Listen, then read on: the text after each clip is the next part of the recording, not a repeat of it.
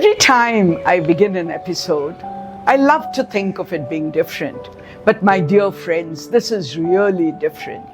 This is a poem in which we have two poets we have already dealt with in the last 3 years. One is Ted Hughes, episode number 14, and the other is Sylvia Plath, episode number 20. Ted Hughes is a British poet. Sylvia Plath, an American poet. Contemporaries, obviously, because they were married to each other. They had children together. But yet, it was indeed a tumultuous relationship. They lived in England and they lived in the US too. Sylvia Plath had bouts of depression. I'm not sure whether Ted Hughes was a good husband or not, but the last letter will tell us much more. I'm not going to talk about 20th century British poetry or about 20th century American poetry because we've done so many of them. So let's see what happens in this poem, a poem with a difference, I call it.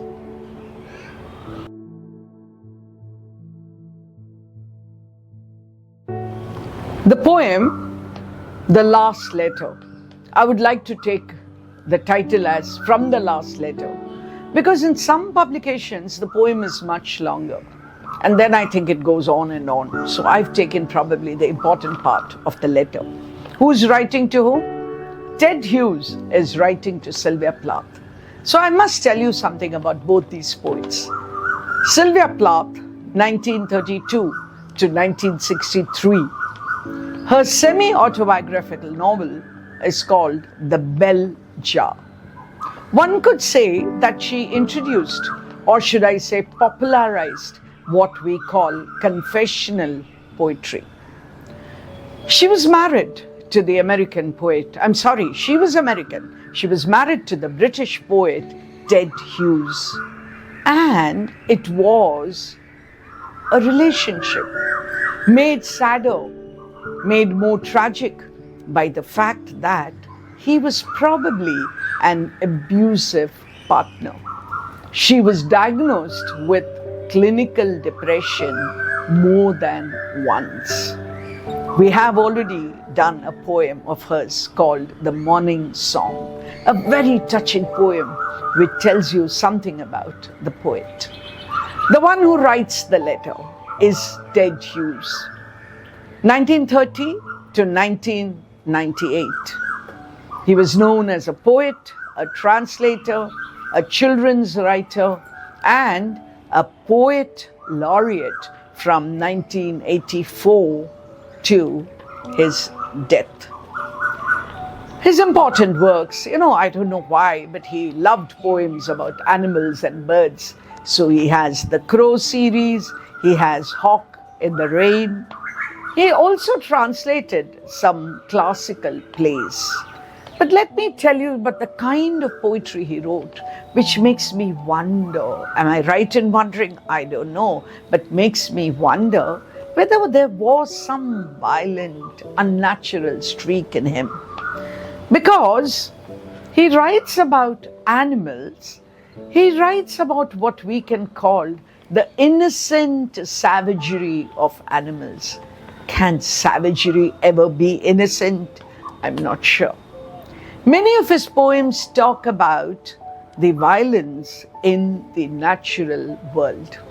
In fact, many of his poems can be seen as an extended metaphor, the Crow poems in particular. So this poem is called The Last Letter, and here is his poet who is writing to his dead wife. Nothing more about it at the moment till we come to the poet, the poem itself. What is it that this last letter conveys? What does it contain? And where is she now? Why is it called the last letter?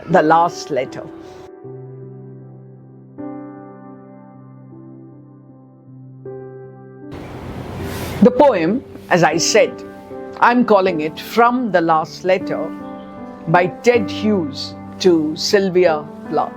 It certainly is a confession of sorts. I want to tell you, before I begin the poem actually, that Sylvia Plath committed suicide in 1963. This poem was not published till 2010. There are many reasons attributed to it, but one probably was that Hughes did not want this poem to be published. Anyway, he died in 1998 and the poem was published only in 2010. And published by whom?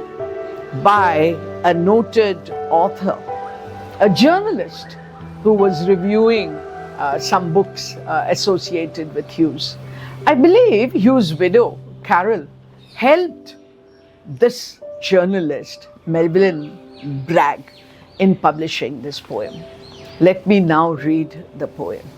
What happened that night, your final night? Double trouble, exposure over everything? Late afternoon, Friday, my last sight of you alive, burning your letter to me in the ashtray with that strange smile. What did you say over the smoking shards of that letter?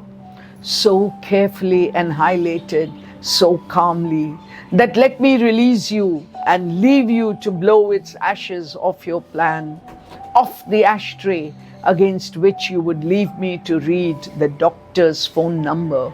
My escape has become a hunted thing, sleepless, hopeless, all its dreams exhausted. Sanded, ain't it? But Hugh says, remember yesterday when we met?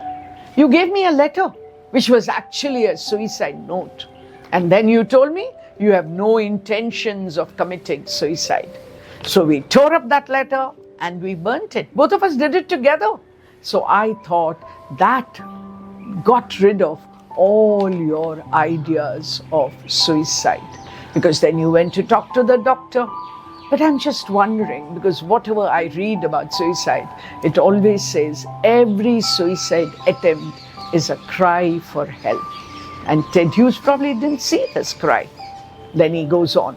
What happened that night inside your hours is as unknown as if it never happened. Obviously, you are dead.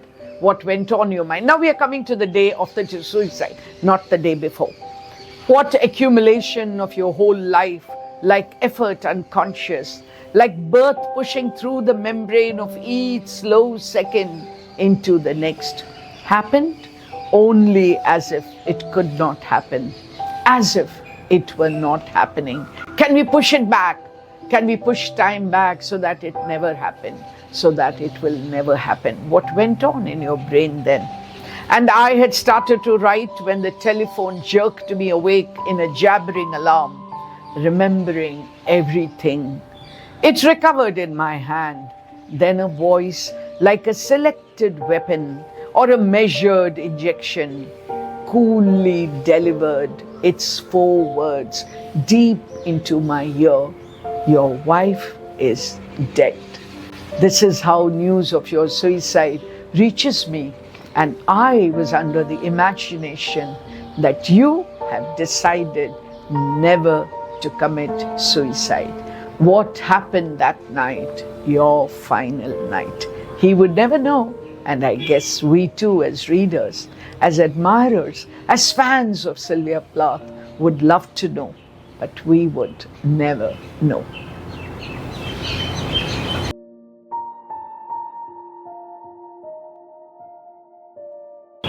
Figures of speech, as I talk about them, add to the beauty of the poem.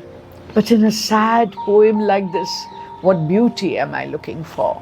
I'm looking for the deep sorrow that this man must have realized as time went by, that I probably am responsible for my wife's death.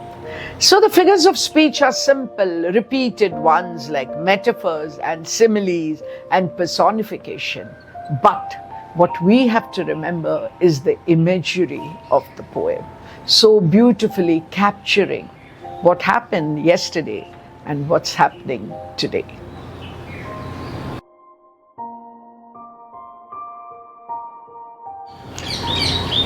We don't have too many couples. Yeah, we do. They could be brother and sister, like if you remember Rossetti and Christina. Elizabeth married Browning, of course, and Robert Browning were husband and wife.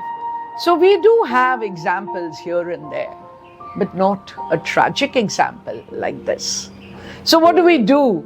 Do we read such sad poems, or do we prefer not to read about them? Each one of us has our own likes, our own dislikes. And to me, who has always admired a poet like Sylvia Plath, reading this poem was almost like the last straw. Any appreciation that I had of Ted Hughes, I'm sorry to say, disappeared with this poem. But you, my dear readers and viewers, do read more and more poetry. There's nothing in the world of poetry which can take you away from living a wonderful life. After all, truth is beauty, beauty, truth. That is all you know and need to know, says another great poet, the Romantic age, John Keats.